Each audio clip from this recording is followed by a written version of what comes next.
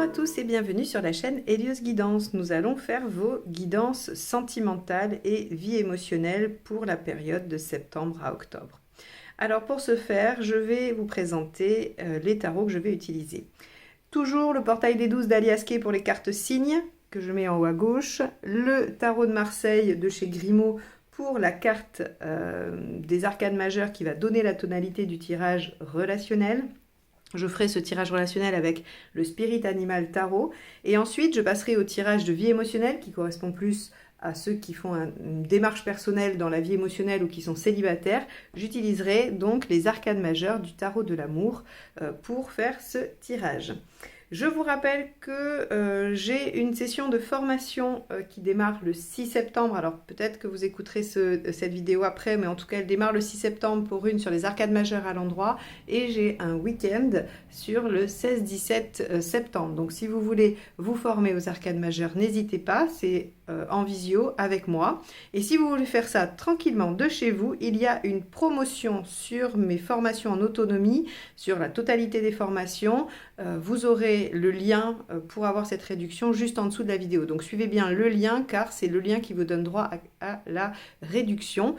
Si vous allez directement sur le site, vous n'aurez pas la réduction. Donc voilà, n'hésitez pas, c'est la rentrée. Peut-être que vous avez envie de vous remettre la tête dans l'apprentissage du tarot. Ok, alors ceci étant dit, comme d'habitude je remercie mes nombreux abonnés et ceux qui se rajoutent tous les mois. Vous faites grandir la chaîne, c'est grâce à vous que je peux continuer à vous proposer ces guidances gratuites tous les mois, aussi bien générales que sentimentales. Donc merci infiniment et évidemment si vous ne l'avez pas encore fait, je vous encourage à cliquer sur le petit bouton abonner et la clochette pour recevoir les notifications. Eh bien je crois qu'on va pouvoir passer à votre tirage. Les scorpions, allons voir ce que vous réserve le tirage relationnel pour cette période septembre-octobre.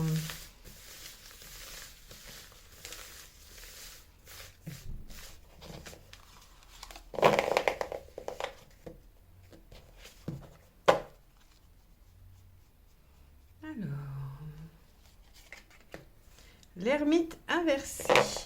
Alors, cette carte vient vous signifier que vous allez sortir peut-être d'une phase de solitude, d'une phase de repli sur soi.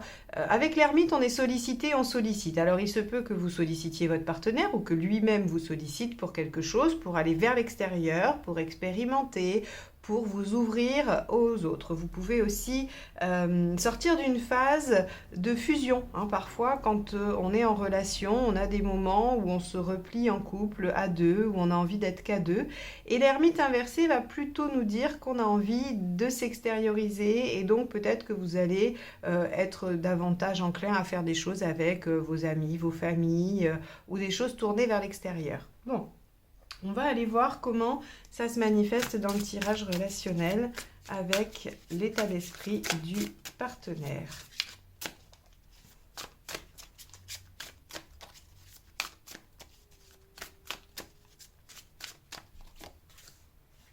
Ok, 6 de denier. On a un partenaire qui a envie d'être généreux ou qui a envie de, on va dire, de rétablir un équilibre. Alors, soit vous donniez beaucoup et votre partenaire se décide à rééquilibrer les choses et à donner à son tour également, et donc par là même il va vous solliciter, ou bien c'était quelqu'un qui donnait beaucoup dans la relation et qui va peut-être décider de vous laisser un peu plus de place et qui va favoriser plus d'équilibre, plus de réciprocité et plus d'équité peut-être dans la relation. On va voir. Vous, votre état d'esprit.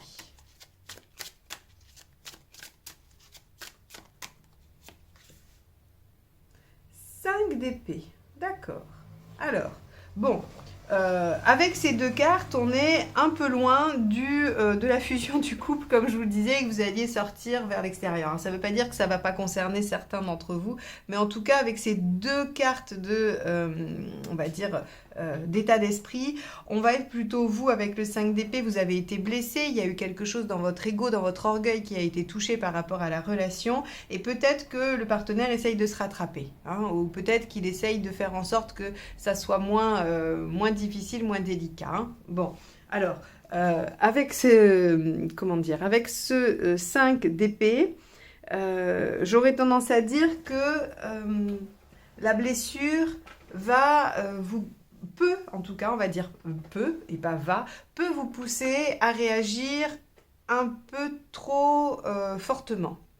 Alors, évidemment, je ne sais pas ce qui s'est passé, je ne sais pas quelle est la cause de votre blessure et c'est probablement justifié. Quand le 5 d'épée se manifeste, c'est qu'il y a une valeur qui a été touchée, c'est qu'il y a quelque chose au fond de nous qui n'est pas d'accord, qui crie à l'injustice, ou voilà. Donc forcément, votre 5 d'épée, il est légitime. Par contre, ce que produit le 5 d'épée, c'est une réaction à chaud. Et une réaction à chaud va forcément être beaucoup plus intense que lorsqu'on laisse passer l'émotionnel, qu'on réfléchit et qu'on a une réponse adaptée. C'est uniquement ce que je dis là. Donc attention à ce que votre 5 d'épée pourrait vous faire et que vous pourriez potentiellement regretter. Parce que c'est quand même le message du 5 d'épée. Hein. C'est que on est tellement touché, on est tellement passionné par le fait de vouloir répondre que une fois qu'on a gagné, on s'arrête et on se dit mais mince, pourquoi j'ai été si loin? Parce qu'on est un peu déçu de sa victoire avec le 5 d'épée.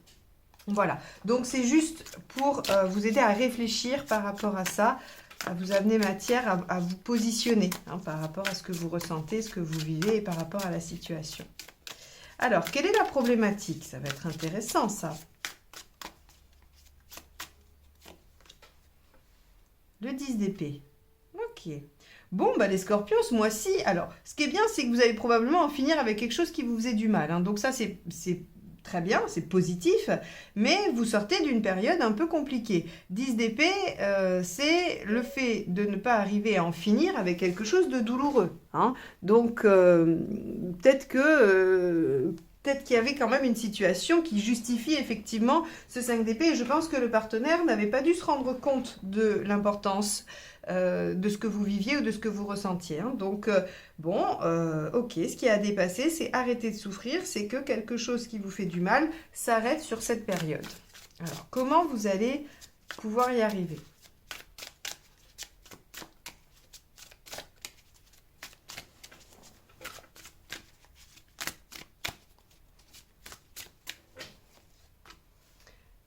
Ok, la reine de bâton. Intéressant, parce que ça rejoint exactement ce dont je vous parlais par rapport au 5 d'épée. Quand je vous ai dit, le 5 d'épée, il vous fait réagir sur le moment, avec l'émotion, donc forcément avec plus d'intensité. La reine de bâton, elle est alignée, elle sait exactement ce dont elle a besoin, elle sait exactement ce qu'elle veut exiger, hein, ce dont elle est...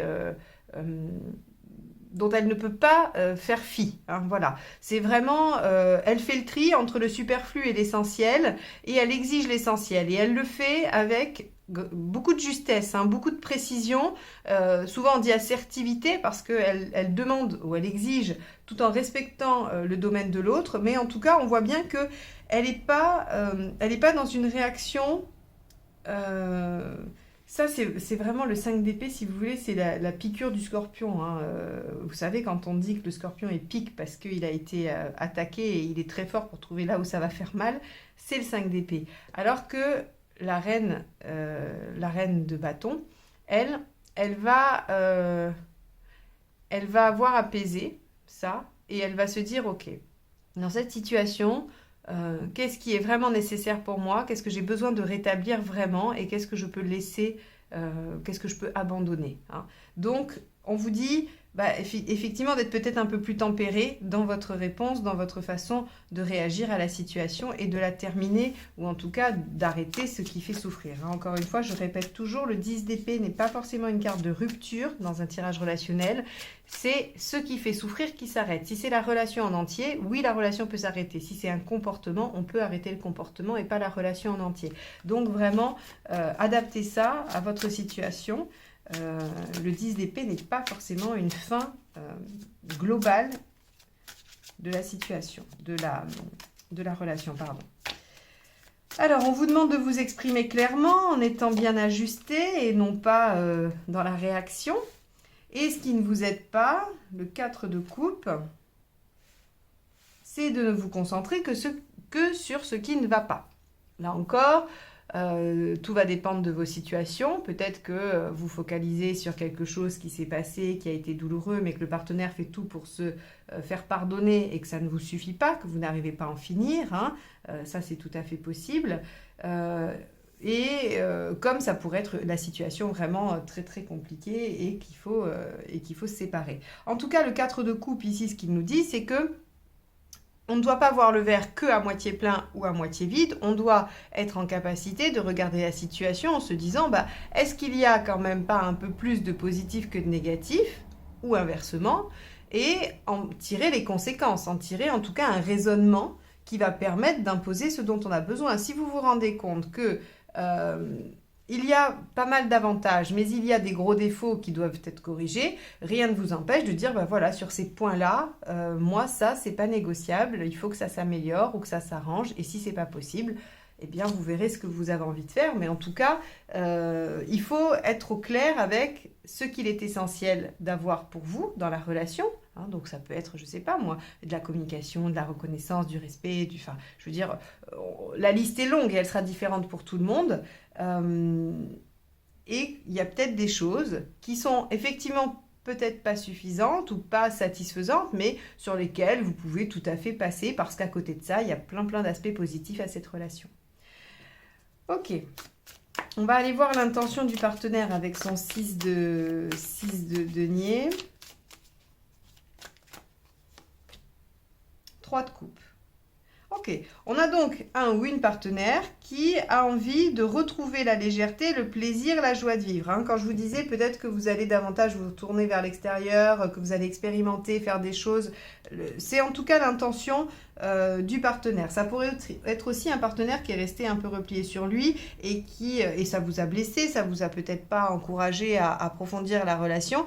Et là, le partenaire est décidé à rééquilibrer les choses et à aller davantage vers la joie, la passion. Alors, le 3 de coupe, c'est à la fois les dîners entre amis, les bons moments, les moments conviviaux et sympathiques, mais c'est aussi la passion. D'accord ? C'est aussi la passion amoureuse, c'est aussi la démonstration d'affection. Donc, on a ici un partenaire qui a quand même envie de montrer que la relation peut être aussi très très belle. Vous, votre intention, quelle est-elle?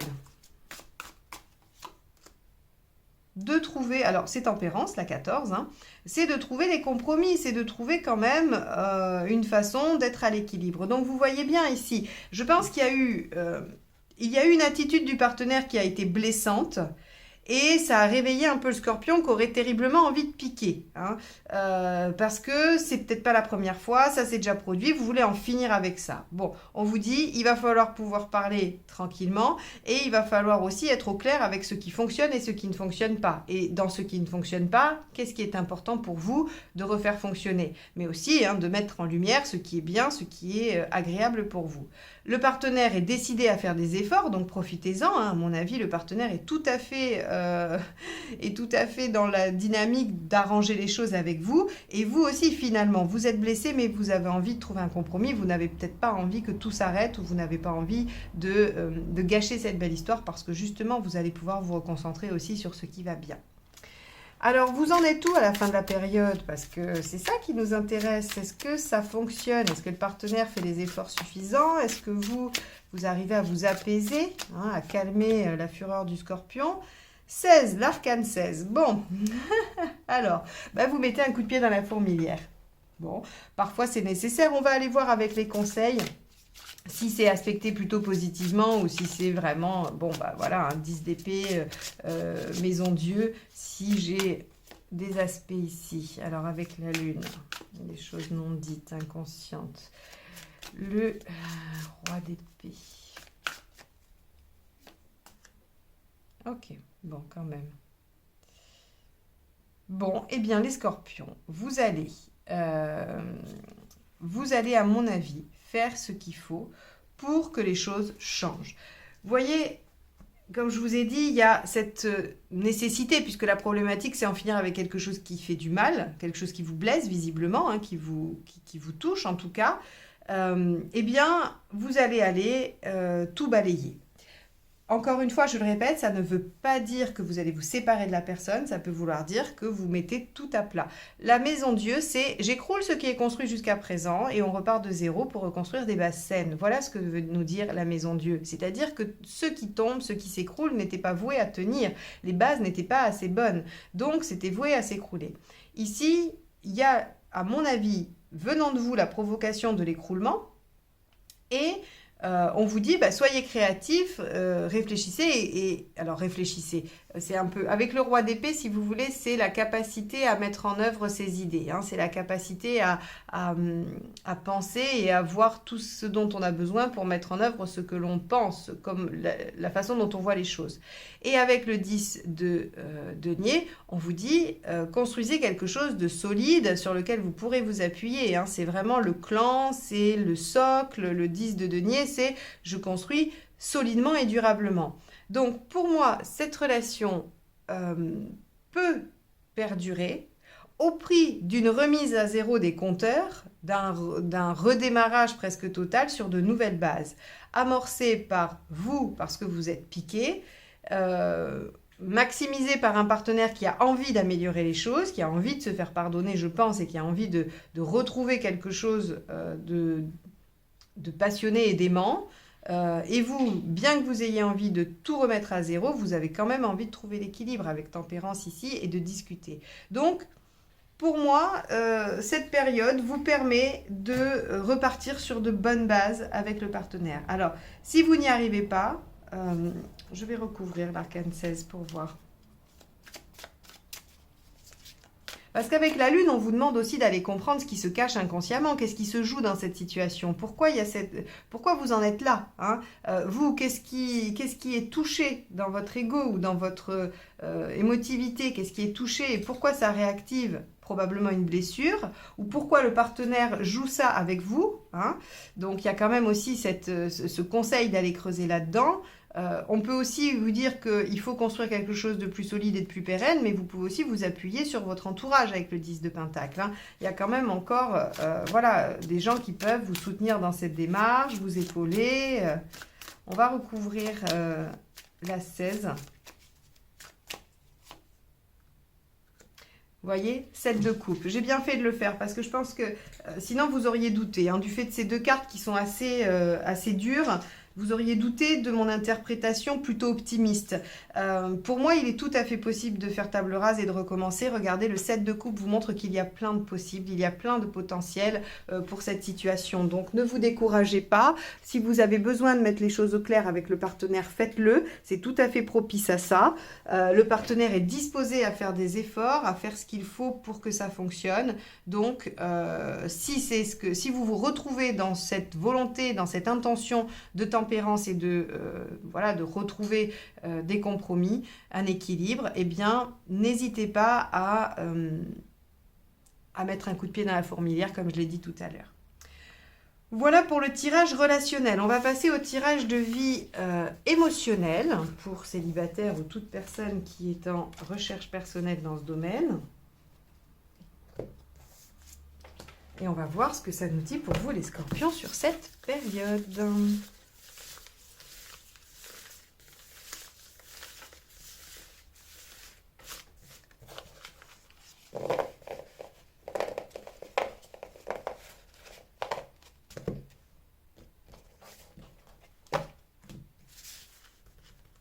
Alors, votre état d'esprit. Ben, regardez, c'est quand même juste incroyable. Pour ceux qui regardent les deux, hein, je sais que vous ne le faites pas tous, certains regardent que celui-ci pour les célibataires, mais comme ça arrive assez régulièrement, je l'explique, parce que ça vous aide à mieux comprendre comment fonctionnent les guidances générales, hein, celles que vous écoutez sur YouTube. moi, je pars du principe qu'il y a des énergies qui traversent les signes. Et ces guidances générales, elles vous parlent des énergies qui vont traverser. Alors bien sûr, cette énergie, elle va agir différemment selon votre situation respective. Il y en a pour qui ça va agir dans le domaine professionnel, d'autres relationnel, d'autres amical, familial, dans vos activités, ou même parfois juste dans votre intériorité, dans comment vous vous sentez. Quoi qu'il en soit, les énergies vous traversent. Dans le tirage relationnel précédent, nous avions cette carte-là d'un autre jeu en réponse, la maison Dieu.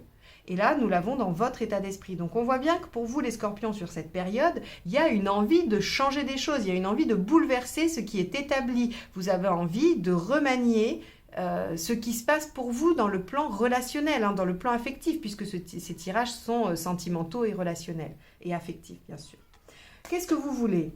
L'étoile. Vous voulez vous battre pour prouver soit votre valeur, soit ce dont vous êtes capable, soit que quand on se bouge ou quand on modifie des choses, ça fonctionne.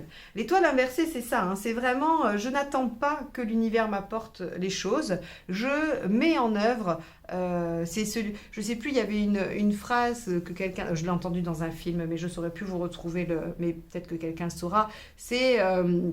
on crée sa chance, voyez, c'est créer sa propre chance. Et bien ici, c'est ce que vous dit l'étoile inversée. Vous ne l'attendez pas de l'extérieur, vous voulez la créer vous-même, par vous-même. Donc vous mettez les choses en œuvre, vous prouvez que vous êtes capable d'eux. Donc ici, vous avez envie de tout écrouler et de montrer que même en remaniant tout, d'ailleurs à la façon sublime du scorpion qui toujours détruit et reconstruit sans cesse, vous voulez montrer que c'est une bonne façon de faire. Très bien. Alors, pour ceux pour qui ça ne marche pas, pourquoi? Le 15 inversé. Le 15 inversé nous dit que vous ne vous sentez pas les mains libres pour le faire. Vous vous sentez contraint, un peu frustré. Il y a des choses qui ne peuvent pas, soit vous ne pouvez pas accéder, soit vous n'avez pas les moyens d'eux, soit vous n'arrivez pas à mettre en œuvre. Il y a en tout cas avec ce 15 inversé quelque chose de la contrainte, de la frustration. On a aussi... vous savez, avec le 15 inversé, cette notion d'être dans l'essentiel ou le démuni ou pas beaucoup, hein, puisque à l'endroit c'est plutôt la superficialité, l'opulence et tout ça, et bien là en fait on va avoir quelque chose qui est trop maigre, hein, qui n'est pas assez prégnant, et donc je pense que vous ne remaniez pas suffisamment, vous vous contentez de remanier trop peu de choses, hein. Ça peut être deux axes, soit vous vous sentez frustré, soit vous ne touchez pas aux choses fondamentales, vous touchez que à des choses de surface, enfin, en tout cas, le minimum, on va dire.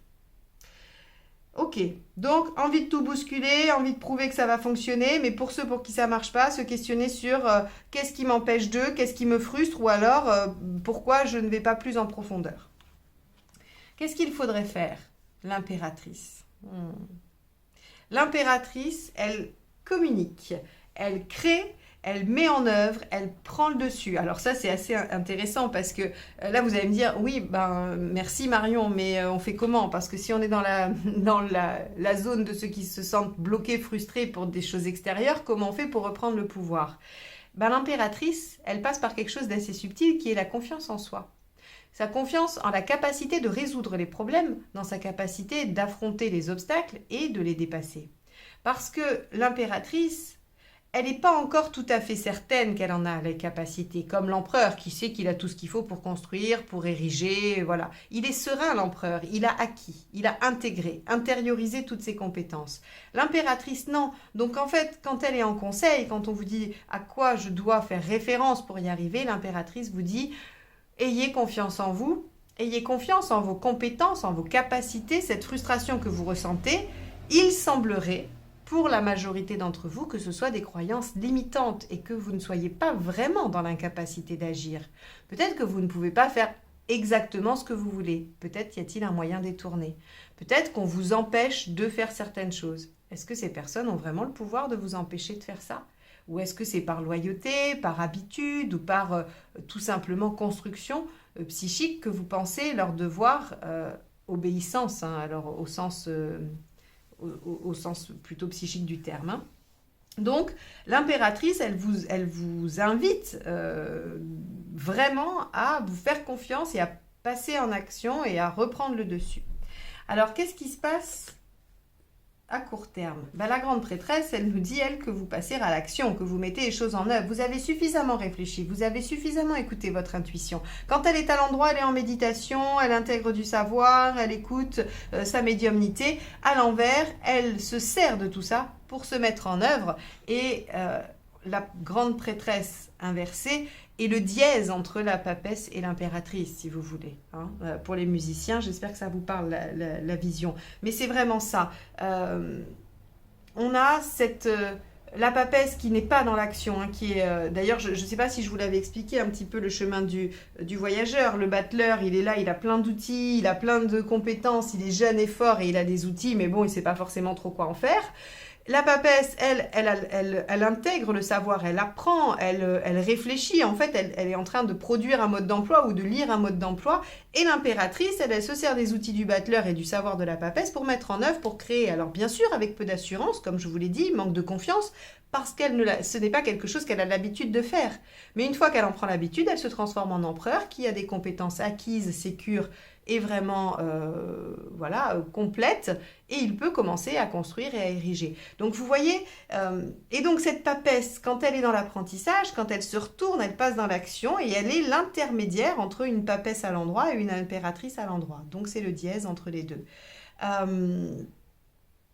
Donc on vous dit que très clairement, si vous vous mettez à vous faire confiance et à ôter ces limitations, vous passez à l'action très vite et à la fin, qu'est-ce qui se passe? La lune inversée, génial, vous arrivez à déjouer les choses inconscientes qui vous bloquent et vous pouvez mettre en œuvre votre créativité et la faire sortir. La lune inversée, on est dans quelque chose qui ne va pas rester caché, qui ne va pas rester lent. Alors, par contre, on peut encore avoir quelque chose d'un peu variable, c'est-à-dire que ok, vous passez à l'action, et encore une fois, comme je vous l'ai dit, vous passerez à l'action sur le mode de l'impératrice, c'est-à-dire parfois pas trop bien assuré, parfois avec des doutes, ou voilà, quelque chose qui va encore être un peu oscillant, mais il n'empêche que on passe quand même vers quelque chose de plus productif, de plus éclairant, et qui vous permet de ne pas rester pris au piège de ce que vous ressentez. Alors, qu'est-ce que ça veut dire exactement?